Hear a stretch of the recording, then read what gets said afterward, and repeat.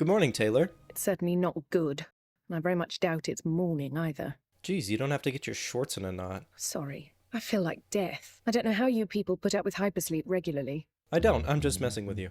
Alien Isolation is probably my favorite game of all time, and there's really nothing that could get me to change my mind on that. I've had it installed on every single console and PC I've had since 2014. The game has been consistently praised over time for its groundbreaking NPC AI and visuals, so much to the point that GameSpot had a YouTube series where they put a bunch of people in Oculus Rift headsets and scared them half to death. Right after IGN completely bashed the game for being mediocre. The new games like Resident Evil and the new Amnesia game are referenced as being similar. So what happened? Why isn't there a sequel if it's so good?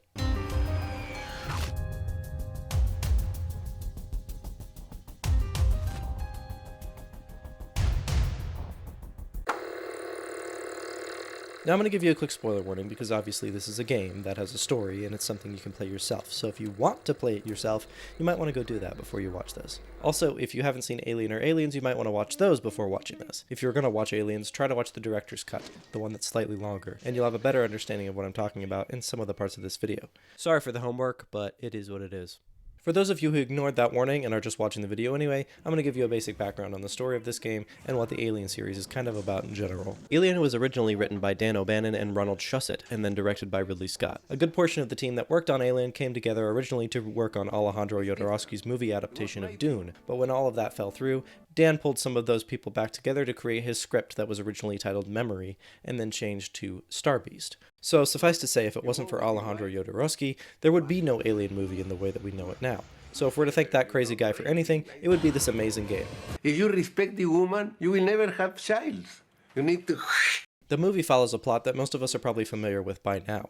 An unsuspecting crew of space truckers find themselves investigating a distress signal, only to have one of their crewmates, played by John Hurt, who also played Doctor Who at one point by the way, be attacked by a strange alien creature and have a parasite implanted inside of his chest. Later, when the crew all thinks he's gotten better, the alien parasite decides to punch its way out of his chest, killing him instantly, and grow into an extremely large and nasty creature that slowly hunts down every single member of the crew until there's only one left. Oh, and there's a cat named Jones that somehow doesn't die too. The movie has a very distinct cabin-in-the-woods horror thriller feeling, and is definitely not for the faint of heart.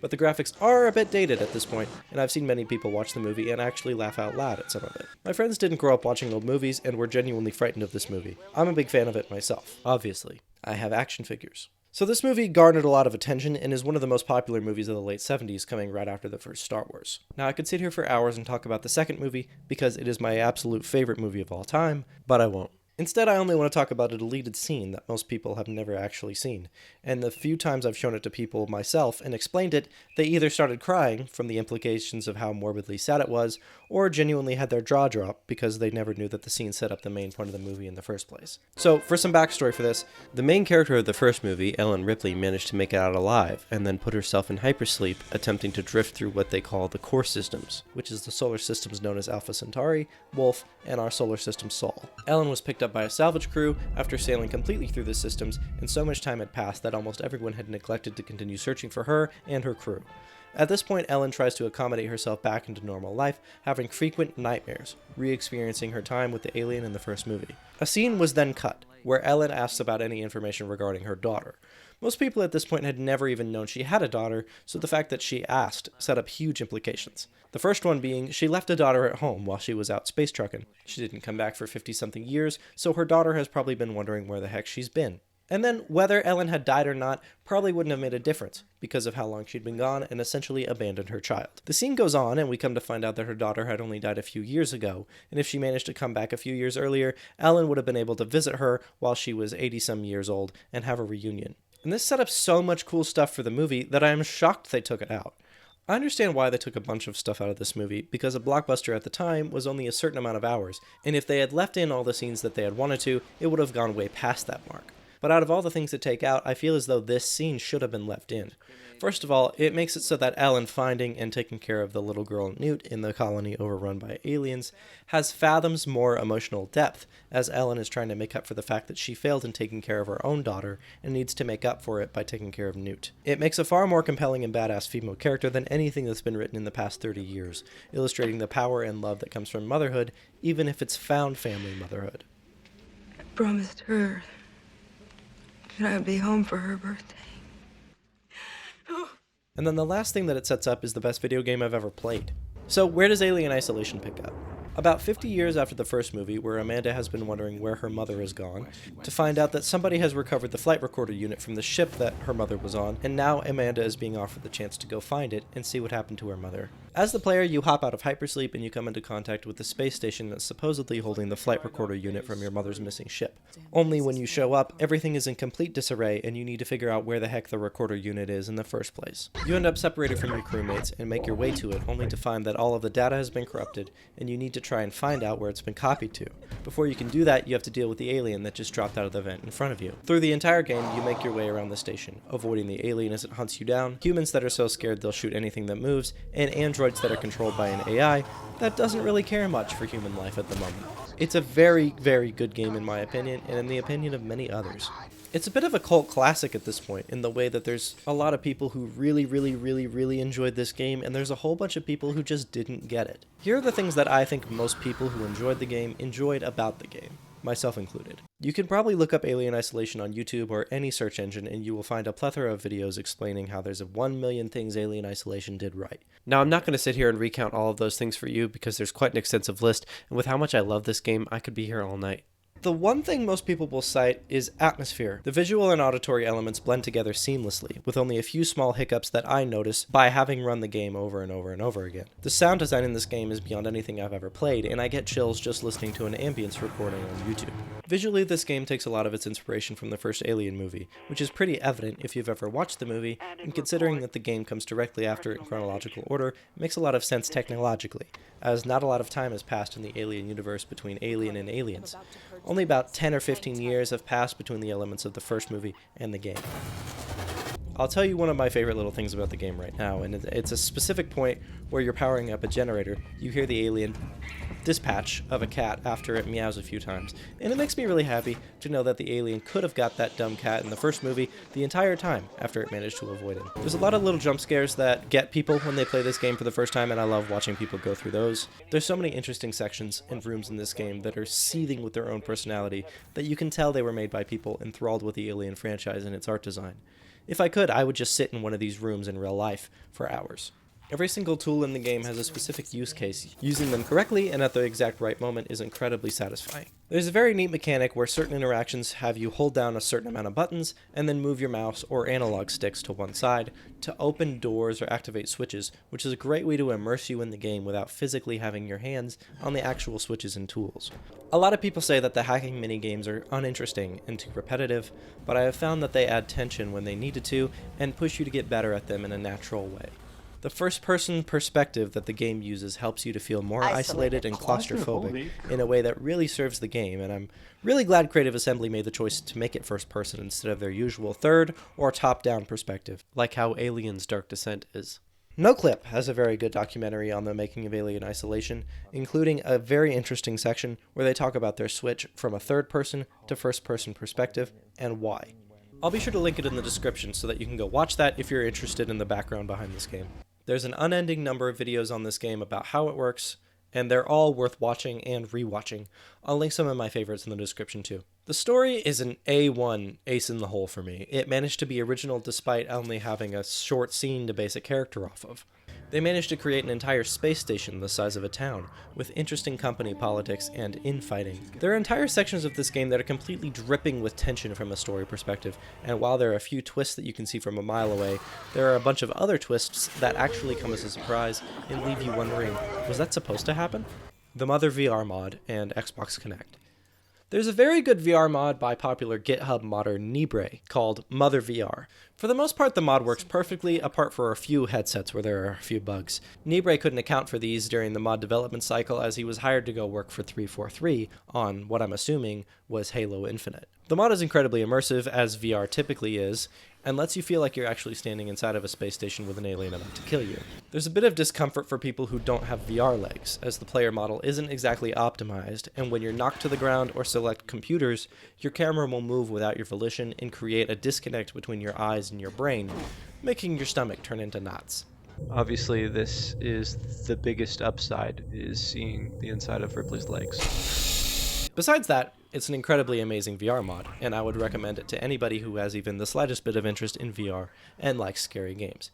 I'm talking to you, everyone who owns PS4 VR and played Resident Evil 7. There was another interesting feature that came out with Alien Isolation when it launched, using the Xbox Kinect microphone, where if you happened to be a bit too loud, the Kinect would hear you, and then the alien would hear you. It doesn't seem to work anymore, but back when it did, it was quite the experience, and was certainly something that made a lot of waves on YouTube for Let's Plays. That's not fair, I was talking to Twitch! Now let's talk about all the things people didn't enjoy. The game is 18 hours if you play slowly, which most players do their first time around.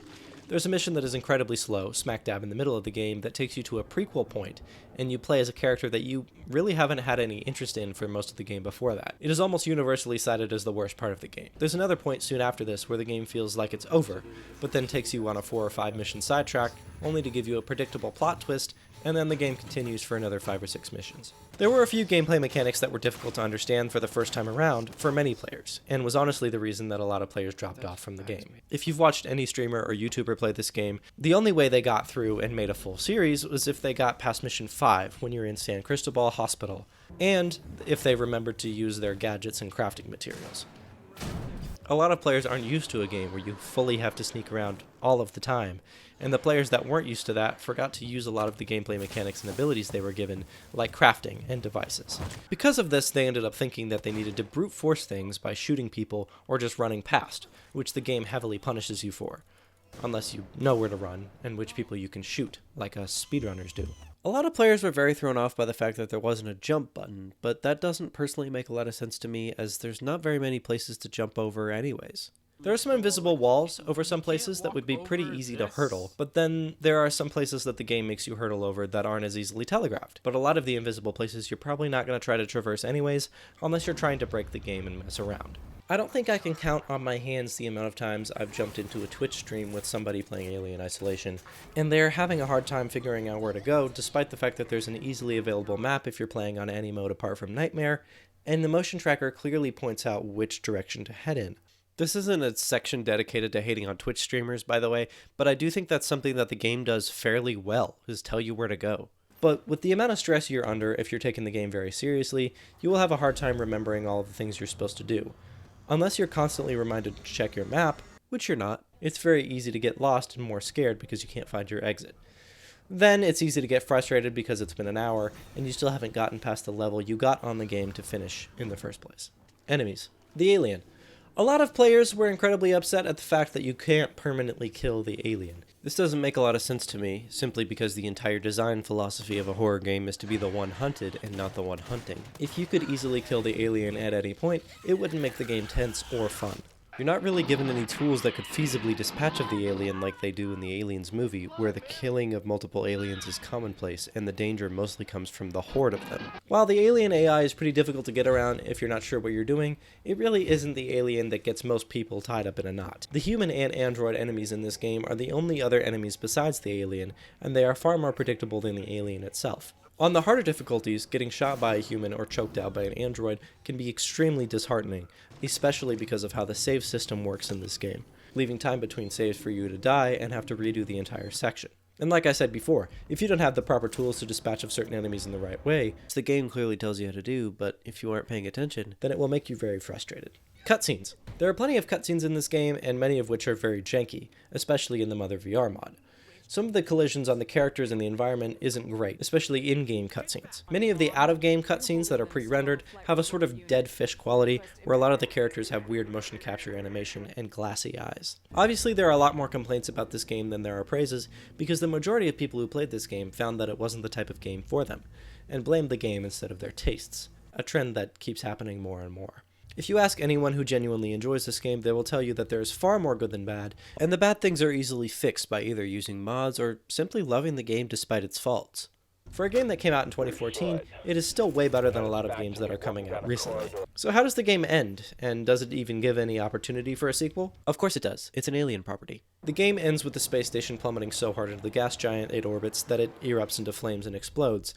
Amanda Ripley believes that she's escaped by getting back on the ship that she got there on, only to find that the entire crew has been killed by an alien and has to eject it and herself out into the depths of space. She floats there for a while, unsure if after all she's went through, she'll even survive this, as her oxygen slowly depletes, and it seems like all hope is lost until a light flashes across her helmet, supposedly from a ship coming to rescue her and any other survivors from Sevastopol Station. But Kat, wasn't there a sequel that came out on mobile? I'm gonna have to disagree with you there. I don't even know what you're talking about. No, but for all seriousness, there was a sequel that came out on mobile called Alien Blackout, and is essentially a Five Nights at Freddy's clone in the spirit of continuing Amanda Ripley's story. I think most people who played Alien Isolation and are a fan would consider Alien Blackout a very poor sequel, if they consider it canon at all. But that's like my opinion, man. So what does a real sequel look like then? I used to say that it would be kind of hard for somebody to write a sequel story based on the fact that Amanda is technically supposed to survive long enough to become an 80-year-old. So it doesn't seem like there should be any tension. But Alien Isolation kind of proves that isn't the case, because I still care a heck of a lot whether or not this character survived, despite the fact that I knew she would live. So in that way, the deleted scene kind of forces a happy ending, and if you don't suspend your disbelief enough through good storytelling and gameplay, it's possible that you'll stop caring about the game altogether, because the stakes will have been flattened by said deleted scene. Which makes me wonder if we should simply assume that Amanda got picked up by whatever ship sees her at the very end of the game, and a sequel should start off with a blank slate. Would it make more sense for a sequel to not follow Amanda and just have her rescued, and we move on? Maybe we could follow someone else. Is there anyone on Sevastopol that survived? No, I'm pretty sure everyone died. Unless there's someone on the Torrens that we didn't see, like Lorraine or Connor, the guy who was prepping the ISMG calibration and locked the approach vector. Maybe someone completely new, and we reference Sevastopol?